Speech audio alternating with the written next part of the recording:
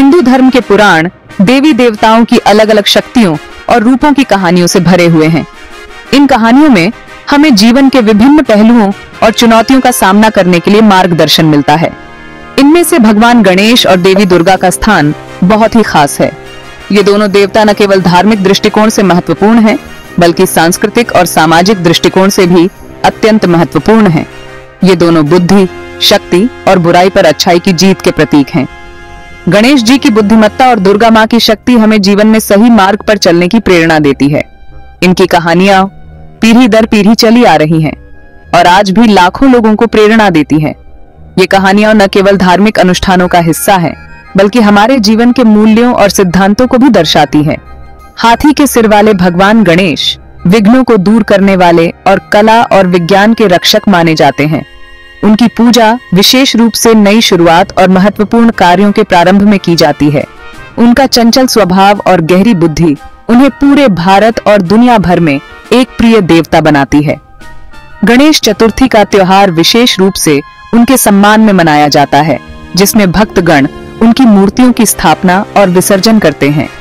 वहीं दूसरी ओर दुर्गा माँ एक योद्धा देवी हैं, जो स्त्री शक्ति और नकारात्मकता से लड़ने की अदम्य भावना का प्रतीक है। उनकी पूजा विशेष रूप से नवरात्रि के दौरान की जाती है, जब भक्तगण 9 दिनों तक उनके विभिन्न रूपों की आराधना करते हैं। उनकी वीरता की कहानियां हमें मुश्किलों का सामना करने की हिम्मत और दृढ़ता देती हैं। दुर्गा माँ की कहानियां हमें यह सिखाती हैं कि किसी भी परिस्थिति में हमें हार नहीं माननी चाहिए और अपने लक्ष्यों की प्राप्ति के लिए संघर्ष करना चाहिए। गणेश और दुर्गा दोनों मिलकर ईश्वरीय ऊर्जा के 2 पहलुओं का प्रतिनिधित्व करते हैं।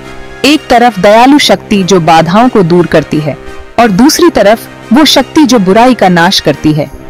इन दोनों की पूजा हमें संतुलन और समृद्धि की ओर ले जाती है। इनकी कहानियां हमें अपनी क्षमता, साहस और जीत की याद दिलाती हैं।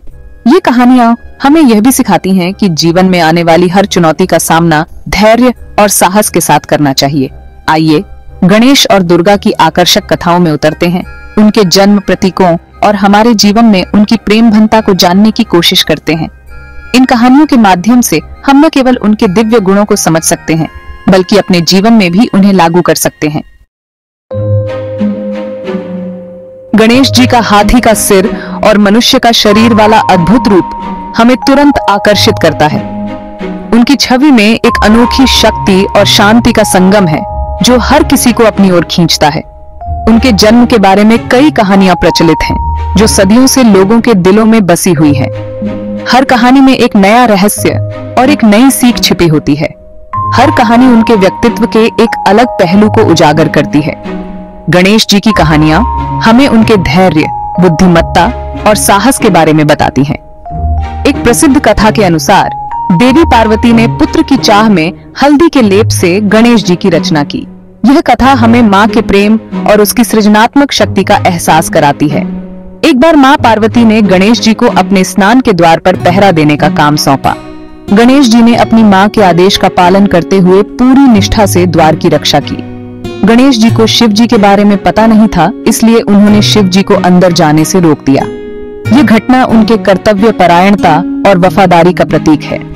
इस घटना के बाद शिव जी और गणेश जी में भयंकर युद्ध हुआ और शिव जी ने गणेश जी का सिर धड़ से अलग कर दिया। यह घटना हमें यह सिखाती है कि कभी-कभी अज्ञानता में भी हम सही काम कर सकते हैं। पार्वती जी के दुहक को देखकर शिव जी ने गणेश जी के धड़ पर एक हाथी के बच्चे का सिर लगा दिया और उन्हें फिर से जीवित कर दिया। यह घटना हमें यह सिखाती है कि प्रेम और करुणा से हर समस्या का समाधान हो सकता है। यह कहानी माँ और बेटे के बीच के अटूट प्रेम और समर्पण के महत्व को दर्शाती है। यह हमें यह भी सिखाती है कि सच्चा प्रेम किसी भी बाधा को पार कर सकता है। साथ ही गणेश जी की वफादारी और कर्तव्य परायणता को भी उजागर करती है। गणेश जी की कहानियां हमें यह सिखाती हैं कि सच्ची निष्ठा और समर्पण से हम किसी भी चुनौती का सामना कर सकते हैं। एक और कहानी में बताया गया है कि गणेश जी का जन्म शिव और पार्वती की संयुक्त शक्तियों से हुआ था। यह कहानी गणेश जी के दिव्य वंश और पुरुष और स्त्री सिद्धांतों से उनके संबंध पर जोर देती है। कहानी चाहे जो भी हो, गणेश जी के जन्म की कहानी उन्हें एक शक्तिशाली देवता के रूप में स्थापित करती है। उनका हाथी का सिर जिसे अक्सर लोग मजाक का विषय समझते हैं, वास्तव में बहुत गहरा अर्थ रखता है। हाथी अपनी बुद्धिमत्ता, शक्ति और सौम्य स्वभाव के लिए पूजनीय है। गणेश जी का हाथी जैसा सर यही गुणों का प्रतीक है। उनके बड़े कान उनकी ध्यान से सुनने की क्षमता को दर्शाते हैं, जबकि उनकी छोटी आंखें हमें व्यापक दृष्टिकोण रखने के लिए प्रेरित करती हैं।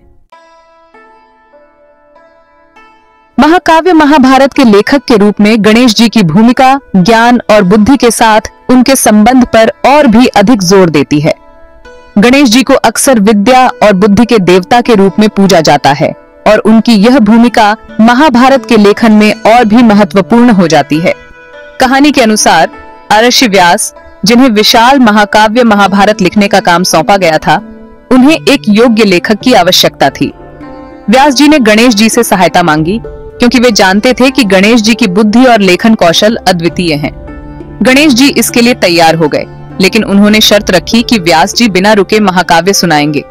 व्यास जी ने भी शर्त रखी कि गणेश जी हर श्लोक को अच्छी तरह समझकर ही लिखेंगे। इस प्रकार दोनों ने एक दूसरे की शर्तों को स्वीकार किया और महाभारत का लेखन शुरू हुआ।